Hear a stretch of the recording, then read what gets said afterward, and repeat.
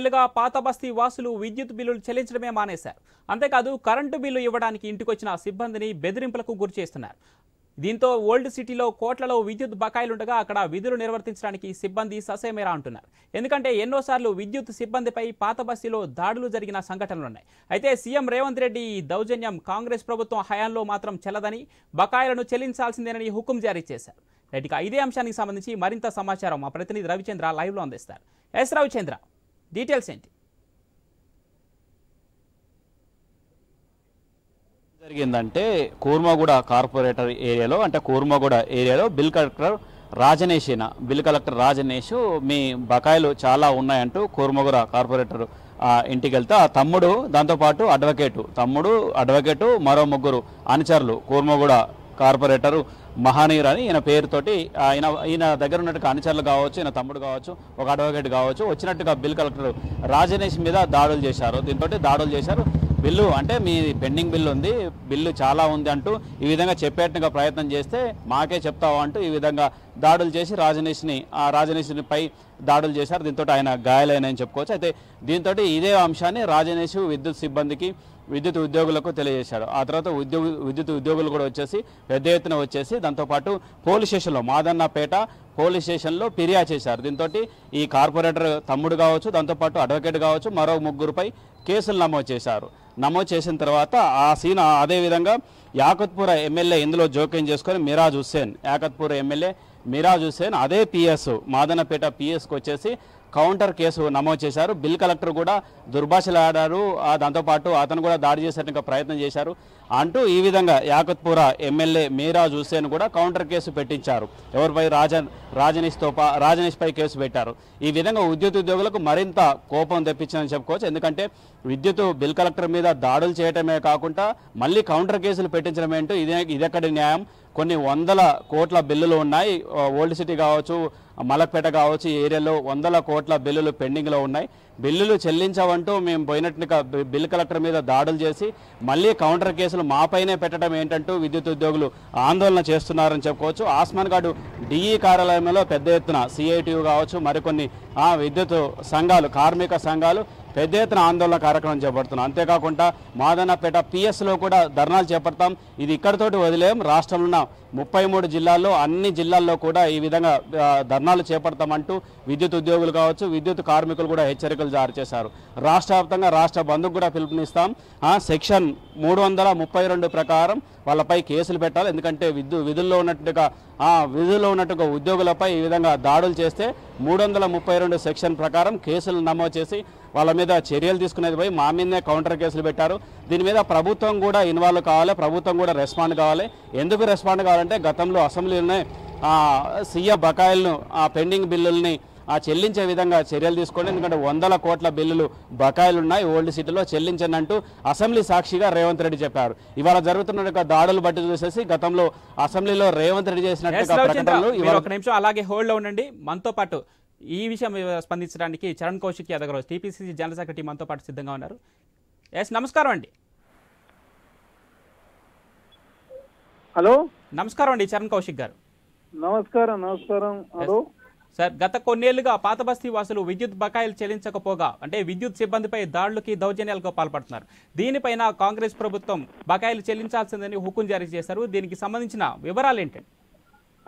అంటే కాంగ్రెస్ ప్రభుత్వము తెలంగాణ రాష్ట్రంలో ఓల్డ్ సిటీలో కావచ్చు, అదేవిధంగా సిద్దిపేట, గజ్వేల్, సిరిసిల్లలో ప్రధానంగా విద్యుత్ సంబంధించిన బకాయిలు ఉన్నమాట వాస్తవం. దానిలో భాగంగా కాంగ్రెస్ ప్రభుత్వం ఈ మధ్యకాలం రివ్యూ చేసినప్పుడు దాదాపు 20 కోట్లకు పైగా బకాయిలు ఉన్నాయన్నమాట వాస్తవం. దానిలో భాగంగా విద్యుత్ సంస్థలు నడవాలంటే ఖచ్చితంగా బకాయిలు కట్టాల్సిన అవసరం ఉంది. కాబట్టి ఈ రోజు యుద్ధ ప్రాతిపదికన ఓల్డ్ సిటీలో గవర్నమెంట్ తరఫున ఎవరైతే విద్యుత్ సంబంధించి వసూలు చేయకపోతే అధికారుల మీద ఎంఐఎం పార్టీ నాయకులు దాడి చేసినట్టే దాన్ని కాంగ్రెస్ పార్టీగా మేము తెలంగాణ రాష్ట్రంలో తీవ్రంగా ఖండిస్తా ఉన్నాం. అదే కాకుండా తెలంగాణ రాష్ట్రంలో విద్యుత్ సంస్థలు ఖచ్చితంగా బకాయిలు కట్టినట్టయితేనే విద్యుత్ సంస్థలు ఖచ్చితమైనటువంటి విద్యుత్ సరఫరా చేయగలుగుతారు. ఎందుకంటే ఇప్పటికే రాష్ట్ర ప్రభుత్వము గతంలో కేసీఆర్ గారు ముఖ్యమంత్రి అయిన తర్వాత 6,71,000 కోట్ల రూపాయలు అప్పు చేసి తెలంగాణ రాష్ట్రము ప్రభుత్వాన్ని విధ్వంసంలోకి నెట్టేసే ప్రయత్నం జరిగింది. కాబట్టి దాని నుంచి బయటపడాలంటే ఖచ్చితంగా తెలంగాణ రాష్ట్రంలో ప్రభుత్వానికి రావాల్సినటువంటి బకాయిలను కూడా చెల్లించాలి. కాబట్టి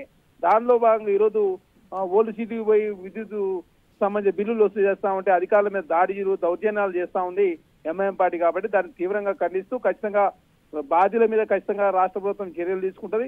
అదే కాకుండా మేము ప్రధానంగా తెలంగాణ రాష్ట్రంలో రాష్ట్ర ప్రభుత్వం ప్రజాప్రభుత్వం ప్రజల శ్రేయస్ కోసం పనిచేస్తున్న ప్రభుత్వం కాబట్టి ఖచ్చితంగా ప్రజలంతా విద్యుత్ బిల్లు చెల్లించాలని చెప్పేసి మేము ప్రభుత్వం నుంచి కోరుతా ఉన్నాం. అదే కాకుండా ఓల్డ్ సిటీలో ప్రజలంతా కూడా సహకరించి ఖచ్చితంగా విద్యుత్ బిల్లులు అదేవిధంగా వాటర్ బిల్లులు మున్సిపల్ ట్యాక్సులు కట్టినట్లయితే ప్రధానంగా డెవలప్మెంట్ లో ఓల్డ్ సిటీ కూడా భాగమవుతుంది. చాలా రోజుల నుంచి దాదాపు ఎంఐఎం పార్టీ అక్కడ పెత్తనం చేస్తూ ఎంఐఎం పార్టీ అక్కడున్నటువంటి ప్రజల్ని విద్యుత్ బిల్లులు కట్టకుండా అదేవిధంగా వాటర్ బిల్లు కట్టకుండా అదేవిధంగా మంచి పరిపాలన అందించొద్దని చెప్పేసి ఎంఐఎం పార్టీ కోరుకుంటా ఉంది కాబట్టి దాన్నంతా కూడా బ్రేక్ చేయాల్సిన అవసరం ఉందని చెప్పి ప్రభుత్వం భావిస్తా ఉంది. దానిలో భాగంగా విద్యుత్ బిల్లు వసూలు చేసే దానిలో అధికారులే ఏకంగా అధికారుల మీద ఎంఐఎం పార్టీ గుండాలు దాడి చేసే దాన్ని మేము తీవ్రంగా ఖండిస్తాం.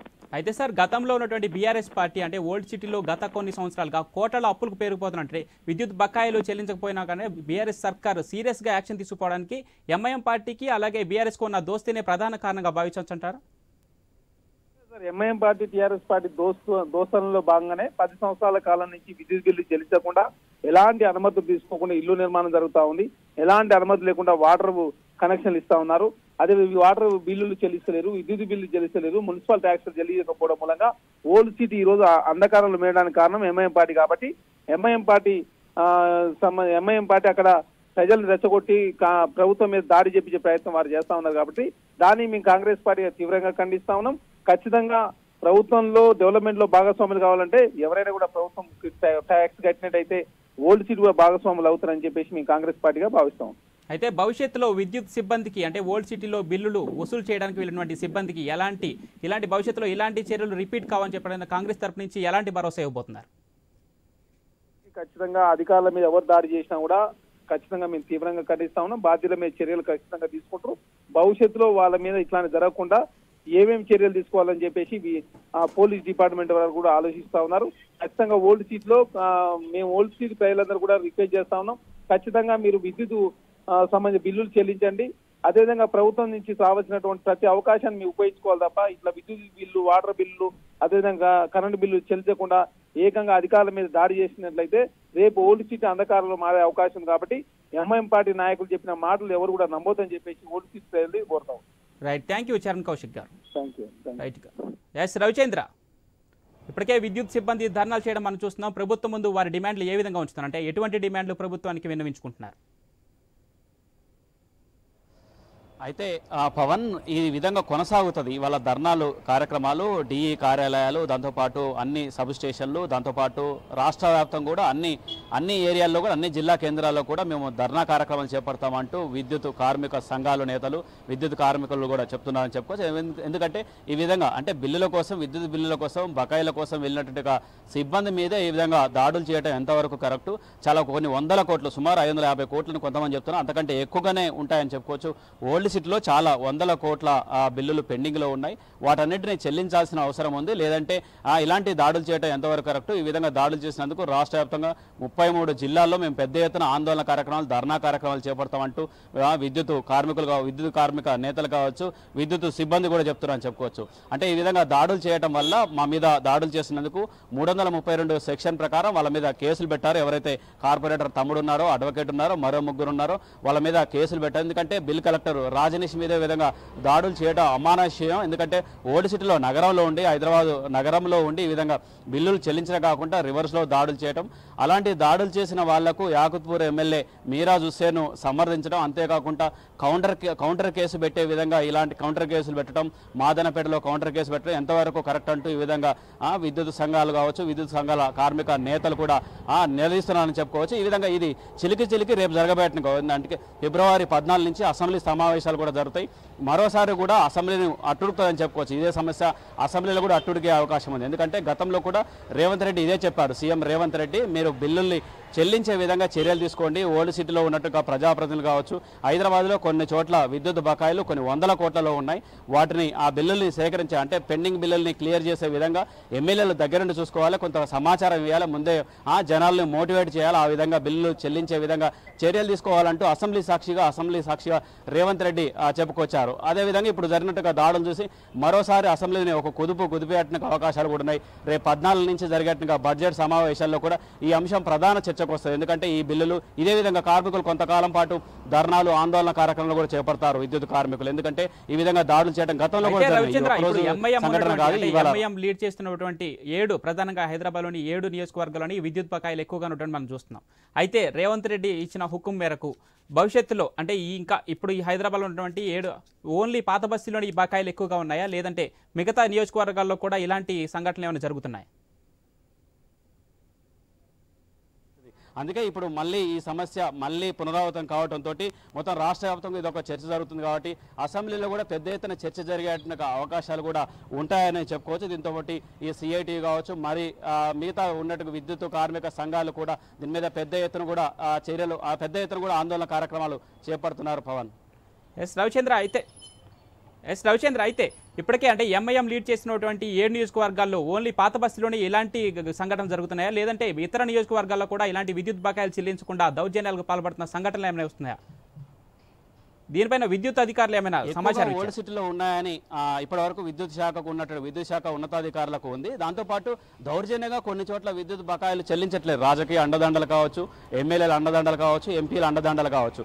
గతంలో ఉన్నట్టుగా ప్రభుత్వం కూడా చూసి చూడనట్టు వ్యవహరించడం వల్లే ఈ విధంగా ఒక పుట్టలాగా పెరిగిపోయినాయి విద్యుత్ బిల్లులు. ఈ విధంగా పెండింగ్ బిల్లులను చెప్పుకొస్తున్నారు విద్యుత్ అధికారులు.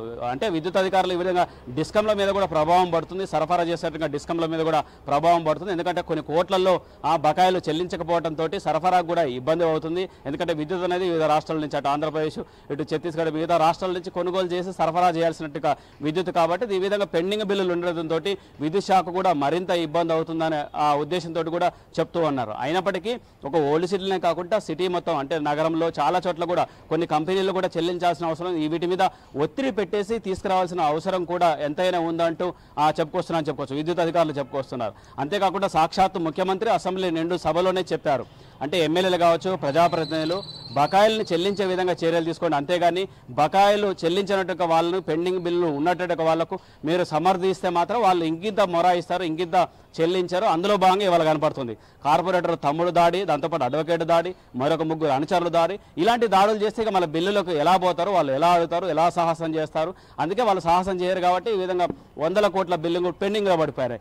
ఈ విధంగా మీరు సహకరించొద్దు, వాళ్ళకు సహాయం చేయకూడదు. పెండింగ్లో ఉన్నట్టుగా వాళ్ళని ఆ విధంగా బెదిరించి వసూలు చేయించే కార్యక్రమాలు చేయాలి. కానీ ఏం కాదు నేను చూసుకుంటాను, అంతా చూసుకుంటానని ఎమ్మెల్యేలు, ప్రజాప్రతినిధులు చెప్తే వాళ్ళు కూడా అదే విధంగా మొండికేస్తారు. ఈ విధంగా పుట్ట పెరిగినట్టు పెరిగిపోయి పెండింగ్ బిల్లులు కొన్ని 100 కోట్లకు చేరుకుందని చెప్పుకోవచ్చు. ఇప్పటికైనా రేపటి నుంచి కూడా జరుగుతాయి. అంటే ఒక విధంగా సెక్యూరిటీని పెట్టుకొని కూడా పోలీస్ సెక్యూరిటీ, దాంతోపాటు విద్యుత్ అధికారులు సెక్యూరిటీ పెట్టుకొని కూడా రేపటి నుంచి ఓల్డ్ సిటీలో ఎవరెవరైతే పెండింగ్ బిల్లులు ఉన్నాయో, ఎక్కువ పెండింగ్ బిల్లులు ఉన్నాయో వాళ్ళకు విద్యుత్ కనెక్షన్లు కట్ చేసేట్టుగా కార్యక్రమం చేపట్టాలా, లేదంటే ఏ విధంగా చేయాలి, ఖాళీలు ఉన్నట్టుగా వాళ్లకు ముందే మెసేజ్ ఇచ్చేసి ఒకసారి అంటే వాళ్ళని ఒకసారి సమావేశపరిచేసి వాళ్ళకు అర్థమయ్యే రీతిలో చెప్పేసి ఆ తర్వాత పెండింగ్ బిల్లులు రాబట్టేట్టుగా కార్యక్రమాలు చేపట్టాలి. దీని మీద మొత్తానికి మాత్రం విద్యుత్ శాఖ ఏదో ఒక నిర్ణయం తీసుకునే అవకాశాలు కూడా లేకపోలేదని చెప్పుకోవచ్చు. ఎందుకంటే ముఖ్యమంత్రి కూడా దీని మీద సీరియస్గా ఉన్నారు. దాంతోపాటు విద్యుత్ శాఖ ఉన్నతాధికారులు కూడా విద్యుత్ శాఖ ఇప్పటికే చాలా ఇబ్బందులో ఉంది. అందుకే బిల్లులు పెండింగ్ బిల్లుల్ని వసూలు చేసేట్టుగా కార్యక్రమాలు కూడా ఉందని చెప్పుకోవచ్చు.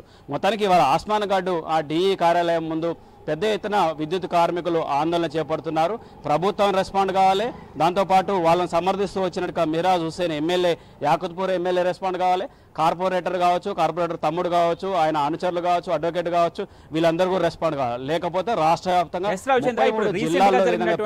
అంటే కోర్మాగూడ కార్పొరేటర్ మహాపార ఇంటి సభ్యులు అంటే విద్యుత్ బకాయిలు వసూలు చేయడానికి వెళ్ళినటువంటి రజనీష్ బాపై దాడి చేశారు. దీనిపై కాంగ్రెస్ ప్రభుత్వం అంటే వాళ్ళ వెనక ఎవరున్నట్టుగా ఆరోపిస్తుంది. ప్రధానంగా వాళ్ళపై ఎలాంటి భవిష్యత్తు చర్యలు తీసుకునే అవకాశం ఉంది? మీరు చెప్పినట్టు అసెంబ్లీ సమావేశాల్లో కావచ్చు, అంటే నెక్స్ట్ ఎలాంటి చర్యలు తీసుకునే అవకాశం ఉంది? ఎవరికి అనుకూలంగా వాళ్ళు మలుచుకుంటామని చెప్పుకోవచ్చు. ఇప్పుడు కాంగ్రెస్ అధికారంలో ఉంది కాబట్టి కాంగ్రెస్ ఏం చెప్తుంది, గతంలో బీఆర్ఎస్ ఉంది కాబట్టి బీఆర్ఎస్ ప్రభుత్వమే ఈ విధంగా వాళ్ళని తయారు చేసింది అంటూ కాంగ్రెస్ నేతలు చెప్పుకొస్తున్నారు. పెండింగ్ బిల్లులు చెల్లించకుండా పట్టించుకోకపోవడం, అదేవిధంగా సరఫరా చేయడం. ఒక నెలలో పెండింగ్ బిల్లులు సరఫరా చేయకుంటే కట్ చేసేసి తెల్లారు చేసేస్తారు కదా, వచ్చే నెలలో కరెంట్ బిల్లులు కరెంట్ బిల్లులు పే చేస్తారు కదా.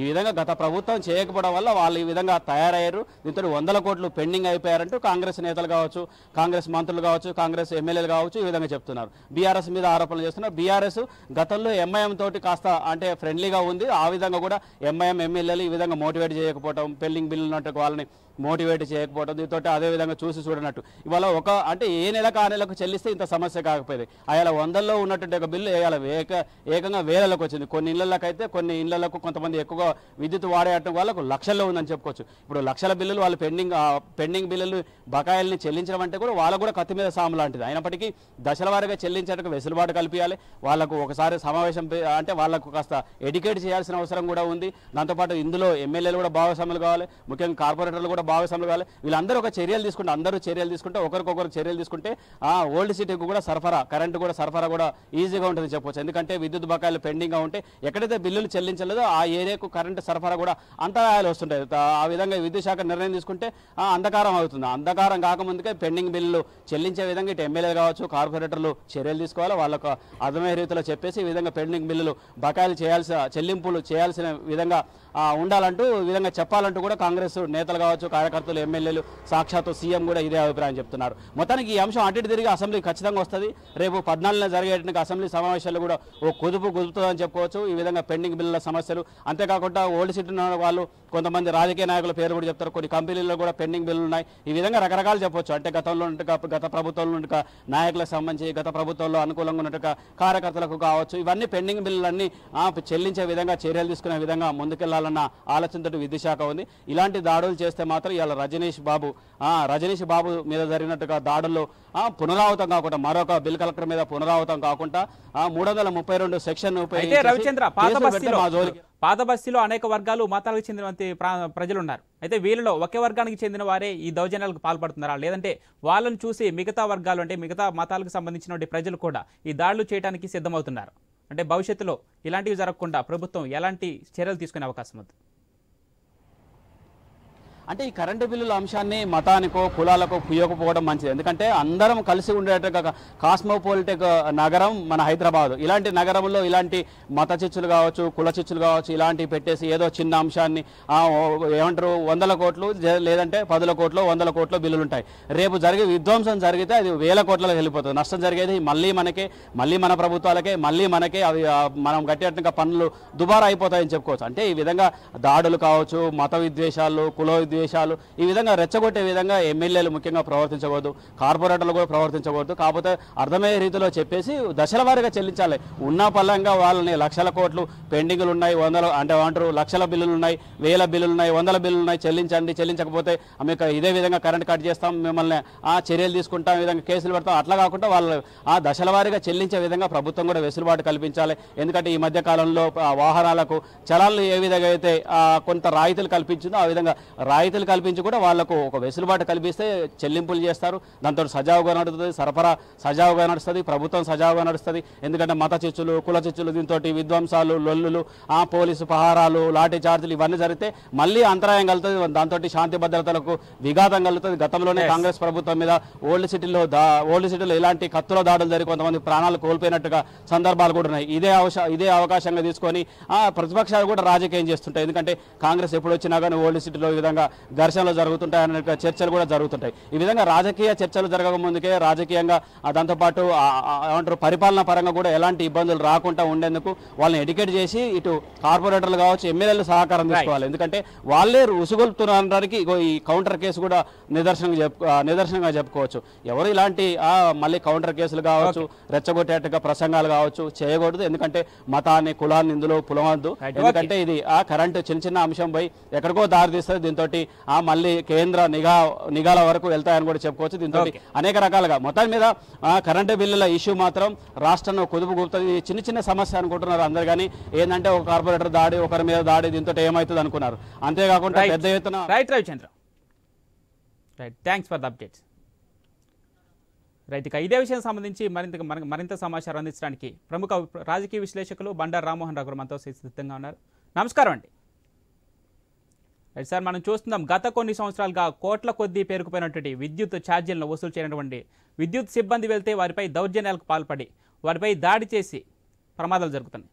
ఈ సంఘటనకు సంబంధించి మీ స్పందన ఏంటి?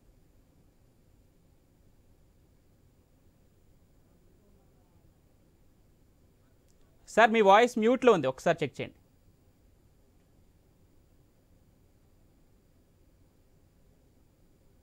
సార్ మీ వాయిస్ మ్యూట్లో ఉంది, ఒకసారి చెక్ చేయండి.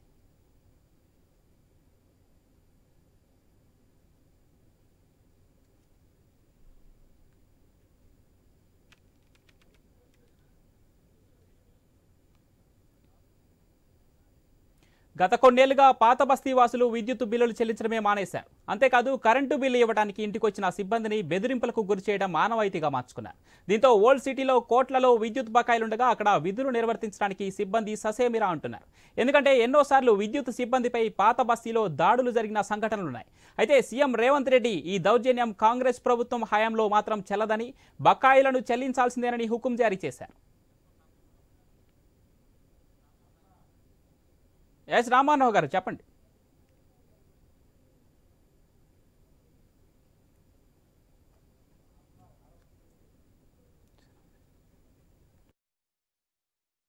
ఇక్కడ కనిపించదు, కనిపిస్తుంది నేను కొడతానంటే మళ్ళీ మా పరిస్థితి ఏంది, మాకు సెక్యూరిటీ ఏంది भाई मैं फिसल पांडे के ऊपर वहाँ पर मस्जिद में ऐलान करेंगे लाइट वाला अगर कोई आपके घर को आया तो उसको लीडर के घर को भेजो, हम उसके ऊपर एक्शन लेंगे, उसको हम ये करेंगे. तो डिपार्टमेंट का सपोर्ट 100% चाहिए. రైట్ జరుగుతుంది. మరి వారు కూడా మాట్లాడుతూ వారు కూడా చెప్తారు. సురేష్ మాట్లాడు.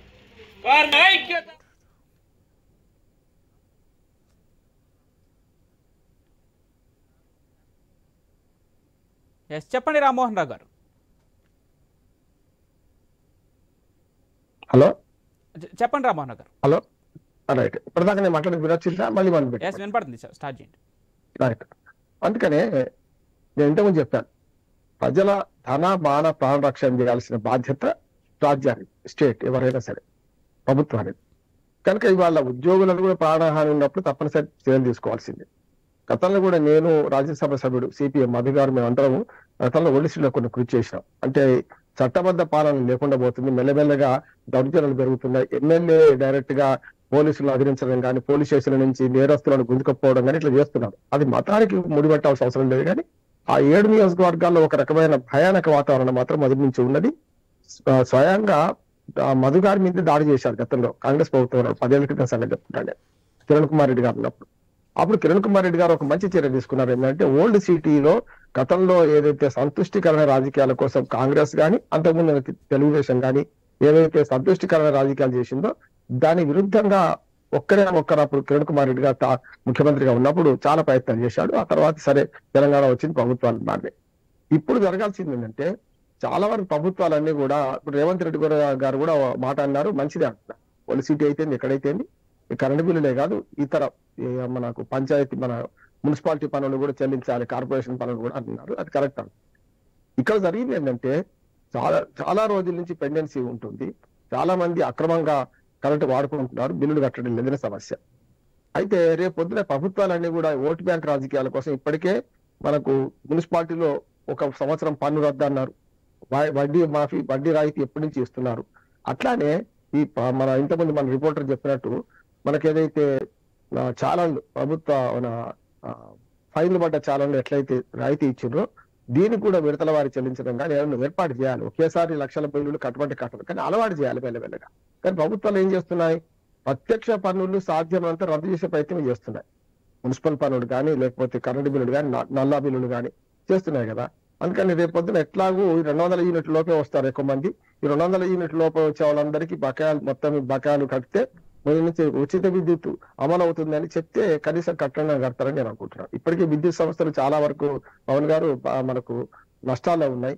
విద్యుత్ డిస్ట్రిబ్యూషన్ సంస్థలు కానీ లేకుంటే జెన్కో కానీ నష్టాల్లో ఉంది. కనుక ఒక ఓల్డ్ సిటీ కాదు, దేశం మొత్తం మీద, రాష్ట్రం మొత్తం మీద కూడా చాలా బకాయిలు వస్తుంది. ఈ వినియోగదారులు ఎవరైతే డొమెస్టిక్ వినియోగదారులే కాదు, చాలా మంది తమ ప్రభుత్వ పెద్దల పలుకుబడిని ఉపయోగించుకొని చాలా పెద్ద పెద్ద కంపెనీలు, ఫ్యాక్టరీలు ఇప్పటికీ దొంగ విద్యుత్తును వాడుకుంటున్నాయి. అట్లానే మనకు తప్పుడు బిల్లులు సృష్టించుకుంటున్నారు. చాలా మంది బకాయిలు ఉన్నారు, ఇంక్లూడింగ్ ప్రభుత్వ ఆఫీసులు కూడా. పవన్ గారు ఇప్పుడు కేవలం ఈ సమస్య ఇక్కడికి పరిమితం చేస్తే లాభం లేదు. ప్రభుత్వ ఆఫీసుల బకాయిలు కూడా చాలా పెద్ద ఎత్తున ఉన్నాయి, వాటి ఎందుకు వసూలు చేయొద్దు? అట్లానే మనకు చాలా పెద్ద పెద్ద కంపెనీలు, ఫ్యాక్టరీలు వాళ్ళందరూ కూడా విద్యుత్ మీటరింగ్ లో చాలా లోపాలు చేస్తున్నారు. అంటే విద్యుత్ అధికారులు వీళ్ళిద్దరు దొంగ చీకటి ఒకటైతే వాళ్ళు ఇద్దరు కలిసినట్టు ఇప్పటికే చాలా వరకు ఆ బిల్లులు రాకుండా చూసుకుంటున్నారు, వచ్చిన బిల్లులు కట్టడం లేదు. అందుకని నేను మూడు రకాలుగా ఉన్నది. ఒకటి డొమెస్టిక్ బిల్లులు సక్రమంగా చెల్లించినట్టు చేయాలి, అది ఓల్డ్ సిటీ కానీ న్యూ సిటీ కానీ. రెండోది ఏమో ఈ పెద్ద పెద్ద వ్యాపార సంస్థలు కట్టాల్సిన బిల్లులను రద్దు చేయకుండా ఫైల్తో సహా వసూలు చేయాలి. మూడోది పలుకుబడి గల రాజకీయ నాయకులు కానీ లేకపోతే మనకు పెద్ద పెద్ద మన వ్యాపార సంస్థలు కానీ వీళ్ళు కూడా పెద్ద ఎత్తున బిల్లులు బకాయిలు ఉన్నారు, చూసాం మొన్ననే మనకు. అందుకని ఏమంటారంటే ఇవన్నీ వసూలు చేస్తే విద్యుత్ సంస్థలు నష్టాల్లో ఉండవని నా అభిప్రాయం. అయితే సార్ ఇక్కడ ఒక విషయం గమనించాలి. అంటే తెలంగాణ అభివృద్ధికి, హైదరాబాద్ సిటీ అభివృద్ధికి తాము కట్టుబడి ఉన్నాం, ఏ ప్రభుత్వం వచ్చినా ఖచ్చితంగా ఆ ప్రభుత్వానికి సహకరిస్తామని చెప్పే ఎంఐఎం పార్టీ అంటే గతంలో బీఆర్ఎస్కి అయితే దోస్తీతో ఉంది, కానీ ఇప్పుడు కాంగ్రెస్ ప్రభుత్వంలో అంటిముట్టినట్లుగా వ్యవహరిస్తుంది. అయితే ఎంఐఎం పార్టీ ప్రాతినిధ్యం వహించే ఈ నియోజకవర్గాల్లో ఇంత దారుణాలు దౌర్జన్యాలు జరుగుతుంటే ఎంఐఎం పార్టీ నుంచి ఏ ప్రజాప్రతినిధి కానీ ఎవరు స్పందించకపోవడానికి కారణాలేంటి? అంటే దీన్ని ఏ విధంగా చూడొచ్చు? అంటే ఆనాడు తెలుగుదేశం కానీ, మొదటి కాంగ్రెస్, తర్వాత తెలుగుదేశం, తర్వాత మళ్ళీ కాంగ్రెస్, ఇప్పుడు మొన్న బీఆర్ఎస్ కానీ వీళ్ళందరూ కూడా వాటి ఓటు బ్యాంక్ రాజకీయాల కోసం వీళ్ళతో సఖ్యత్వం వెళుతున్నారు. నేను అంతకుముందు చెప్పాను, కిరణ్ కుమార్ గారు తప్ప మిగతా కాంగ్రెస్ ముఖ్యమంత్రులు కానీ, ఇంక్లూడింగ్ తెలుగుదేశం ముఖ్యమంత్రిగా ఉన్న చంద్రబాబు నాయుడు గారు కానీ, వీళ్ళందరూ కూడా కేసీఆర్ గారు కానీ వీళ్ళ ఓటు బ్యాంక్ రాజకీయాల కోసం భయపడుతున్నారు అంటున్నాను. ఆ 7 నియోజకవర్గాలు ఒక దేశంగా ఉంటున్నా కూడా వేరే దేశంగా భావిస్తున్న క్రమంలో చూశాం మనం చాలాసార్లు. కానీ ఈ మధ్యన ఒక మార్పు వచ్చింది వాళ్ళల్లో కూడా. మన బాలరాముని ప్రతిష్ట ఉత్సవం సందర్భం కావచ్చు, అంతకుముందు వినాయక చవితి మనకు ఊరేగింపు విషయంలో కావచ్చు, తప్పనిసరి మార్పు వస్తుంది. ఆ మార్పును ఆహ్వానించాలి మనం. ఎక్కడైతే తప్పనిసరి కఠినంగా వ్యవహరించాల్సిందే నేను అంటున్నాను. అందుకని రేవంత్ రెడ్డి గారి మాట వింటారా వినాలా తర్వాత సంగతి. ఒక ప్రభుత్వంగా కుల, మత, భాష, ప్రాంతాలకు అతీతంగా ప్రవర్తించాల్సిన బాధ్యత, చర్యలు తీసుకోవాల్సిన బాధ్యత ప్రభుత్వాన్ని, ఈ ప్రభుత్వం తీసుకోవాలి. ఇక ఎంఐఎం విషయానికి వస్తే పవన్ గారు మీరు అన్నది చాలా కరెక్ట్. ఏమంటారు, ఎంఐఎం ఏ ప్రభుత్వం ఉన్నా వాళ్ళతో అంటగాగింది. మీరు వాళ్ళ కొత్త ఏం కాదు, నేను చెప్పే తెలుగుదేశం కానీ, కాంగ్రెస్ కానీ, బీఆర్ఎస్ కానీ. ఇప్పుడు కొంత టైం పడుతుంది, వెంటనే మార్చలేరు కనుక అసదుద్దీన్ వేసి కేసీఆర్ గారు అధికారంలోకి వస్తారు, థర్డ్ టైం వస్తారని గట్టిగా మాట్లాడింది కనుక ఇప్పటికిప్పటికి మారకపోవచ్చు. కానీ రేపు పొద్దున మాత్రం ఈ ఎంఐఎం ఎప్పుడు కూడా ఏ పార్టీ అధికారంలో ఉంటే ఆ పార్టీతో అంటగాగిన సందర్భాలు మనకు చూస్తున్నాం. ఈ పార్టీలు కూడా అధికారంలో ఉన్న పార్టీలు ఏవైనా కూడా ఎంఐఎం దోస్తీ చేసిన సందర్భాలు చూసినాం. కొన్ని పార్టీలు ఏమో మత పార్టీలు అని చెప్పుకుంటూ ఎంఐఎంతో దోస్తీ చేసిన ఏ పార్టీ కూడా మత పార్టీ అనడం లేదు. కనుకనే ఇక్కడ 2 విషయాలు ఉన్నాయి. ఒకటి ఓటు బ్యాంక్ రాజకీయాలు, రెండోది సంతుష్టీకరణ రాజకీయాలు. దీని వల్ల వస్తున్నది అన్ని ప్రభుత్వాలు ఎంఐఎం మద్దతు చేసినాయి. అందుకనే వాళ్ళు విటవీపుతూ మాట్లాడుతున్నాం. రాజాసింగ్ మీద కేసు పెట్టడం జరిగింది ఒక తప్పుడు మాట అన్నందుకు, కానీ అదే అక్బరుద్దీన్ మీద ఎందుకు పెట్టలేదు? అక్బరుద్దీన్ ఎందుకు జైలు పంపలేదు? అదే సమస్య వస్తుంది. అందుకని నేను ఏమంటున్నానంటే ఓల్డ్ సిటీలో కరెంటు బిల్లుల సమస్య చాలా చిన్నది. అసలు చట్టబద్ధ పాలన లోపించింది అంటున్నాడు. ఓల్డ్ సిటీ మొత్తంలో చట్టబద్ధ పాలన లోపించింది, కార్పొరేటర్ల నుంచి మొదలుకొని ఎమ్మెల్యేల వరకు. దీనికి పవన్ గారు ఇంకొక కారణం ఉంది. రేపు పొద్దున ఈ డిలిమిటేషన్ యాక్ట్ అమల్లోకి వచ్చినాక ఇప్పటికే ఎమ్మెల్యే సీట్లు చాలా తక్కువ సంఖ్య ఓటర్లు ఉన్నారు. 1,00,000 ఓటర్ల లోపు ఒక ఎమ్మెల్యే సీట్ ఉన్నది. అదే ఆ 30,000కు 13,000కు కూడా ఒక కార్పొరేటర్ ఉన్నాడు అక్కడ. ఎందుకైతుంది అట్లా? అందుకని ఏమంటానంటే 150 గతంలో 100 సీట్లు ఉన్నప్పుడు ఓల్డ్ సిటీలో కార్పొరేటర్ల సీట్లు ఎక్కువ ఉండేది, దాదాపు 50 అక్కడే ఉన్నాయి. అంటే మొత్తం ఓల్డ్ సిటీలో అంటే ఇంక్లూడింగ్ హైదరాబాద్ జిల్లా అనుకోండి. దాంతో ఏమైందంటే ఓల్డ్ సిటీలో ప్రతి 13,000, 20,000, 25,000కు ఒక కార్పొరేటర్ ఉంటారు. అదే మనకు షేర్లింగంపల్లికి వచ్చేవరకల్లా 1,00,000, 2,00,000, 1,50,000 ఓటర్లకు ఒక కార్పొరేటర్ ఉంటారు. అంటే ఇది కూడా సమతుల్యత చేయకపోవడం వల్ల ఏమందంటే కార్పొరేటర్ల సంఖ్య కూడా పెరిగింది. చూడండి 47 దాకా 45 సీట్లు గెలిచారు వాళ్ళంటే ఎట్లా గెలిచారు? ఇవన్నీ కూడా అక్కడ సీట్లు తక్కువ ఓటర్లతో ఉన్నాయి. అట్లాగే ఎమ్మెల్యే సీట్లు కూడా చూడండి, 5 లక్షల చిల్లర ఓటర్లతోని ఒక అసెంబ్లీ నియోజకవర్గం ఉంటుంది. అక్కడ 1,97,000, 1,30,000 ఈ రకంగా నియోజకవర్గాలు ఉన్నాయి. అందుకనే ఈ డిలిమిటేషన్ చేసేటప్పుడు కూడా జిహెచ్ఎంసీ కావచ్చు, ఎమ్మెల్యే సీట్లు కావచ్చు, ఖచ్చితంగా దీన్ని మనకు పార్టీలు ప్రభుత్వాలు నిలదీయాలి. ఎలక్షన్ కమిషన్ ఏదైతే డిలిమిటేషన్ యాక్ట్ వస్తుందో డిలిమిటేషన్ కమిటీ సభ్యులను కూడా ఈ విషయంలో అలర్ట్ చేయాలి. ఎట్లాగూ ఇవాళ కాకపోయినా 2026 తర్వాత మళ్ళీ డిలిమిటేషన్ పడుతుంది. అట్లాగే జిహెచ్ఎంసీ అయితే రేపటి ఎన్నికల తర్వాత మళ్ళీ డిలిమిటేషన్ పడుతుంది. అప్పుడైనా సరే ఈ ఓల్డ్ సిటీలో ప్రజాప్రతినిధుల సంఖ్యను తక్కువ చేయాల్సిన అవసరం ఉంది. ఎందుకంటే నేను ముస్లింల కోసం మాట్లాడతలేదు, అందరికీ ఒకటే న్యాయం ఉండాలి కదా, అందరికీ ఒకటే చట్టం ఉండాలి కదా. అందుకని ప్రజాప్రతినిధులు ఎక్కువ మంది గెలవడం వల్ల కార్పొరేటర్ల నుంచి మొదలు పెట్టుకుని ఎమ్మెల్యేల దాకా అందరూ ప్రభుత్వ అధికారులు బెదిరిస్తున్నారు. దానికి అనుగుణంగా ప్రభుత్వాలు కూడా మాట్లాడుకుంటూ ఉంటున్నాయి. కానీ ఇప్పుడు చేయాల్సిన రేవంత్ రెడ్డి ముందున్న ప్రధాన సమస్య ఏంటంటే నేను చెప్పిన 3 అంశాలు పెట్టించుకోవాలి. ఒకటి ఓల్డ్ సిటీ మీదే కాకుండా నేనన్నా బడా పారిశ్రామికవేత్తలు, లేకుంటే బడా రాజకీయ నాయకులు, బడా వ్యాపార సంస్థలు వీళ్ళన్నిటి బిల్లులు వసూలు చేసుకుంటూ అక్కడ కూడా చేస్తే పక్షపాతంగా లేకుండా ఉంటుందని నా ఉద్దేశం.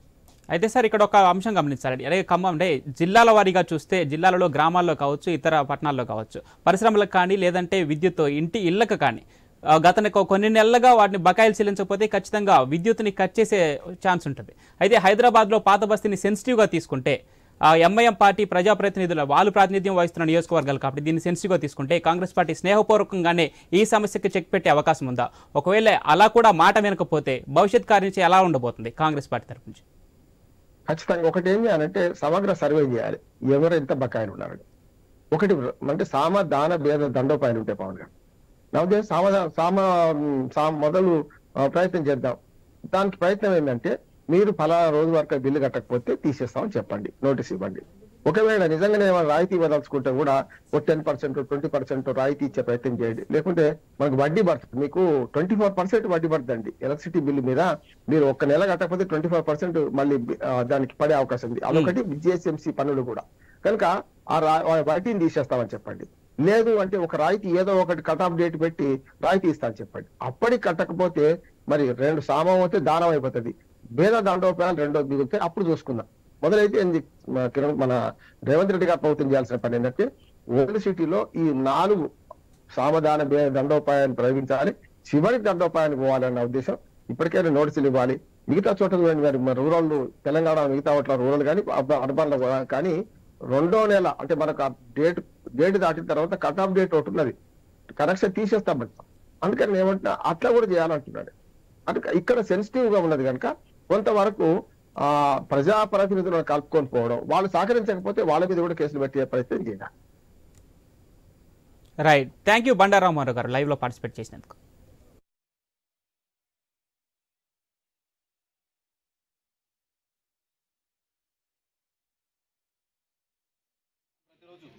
ఉద్యోగస్తులను కొట్టడం అనేది చాలా ఇబ్బందికరంగా ఉంది. ఈ ఇబ్బందులలో మేము ఉద్యోగం చేయడం